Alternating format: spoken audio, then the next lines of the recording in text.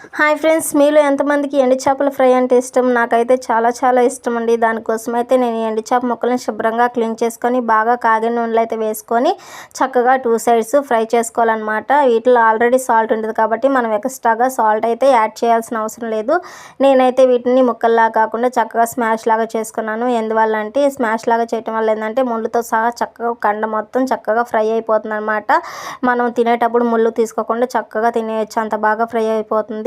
ఇలా ఫ్రై అయిన దాంట్లో ఒక 1/2 స్పూన్ కారం అయితే వేసేసి మొత్తం ఒకసారి కలుపుకొని స్టవ్ ఆఫ్ చేసుకోవడమేనండి. అంతే, ఎంతో సింపుల్గా చేసుకునే టేస్టీ ఎండు చేపల ఫ్రై అయితే మనకు రెడీ అయిపోయిందనమాట. ఈ ఎండు చేపల ఫ్రైని వేడి అన్నంలో వేసుకొని ఒక్కో ముద్దకు ఒక్కో ఎండు చేప ముక్క ఫ్రై పెట్టుకొని తింటుంటే ఉందండి, సూపర్ అంటే సూపర్ ఉంది, అంత బాగుందనమాట. మరి ఈ వీడియో కనుక మీకు నచ్చితే లైక్ చేయండి, షేర్ చేయండి, కామెంట్ చేయండి. మరిన్ని వీడియోస్ కోసం నా ఛానల్ని అయితే సబ్స్క్రైబ్ చేసుకోండి ఫ్రెండ్స్. బాయ్.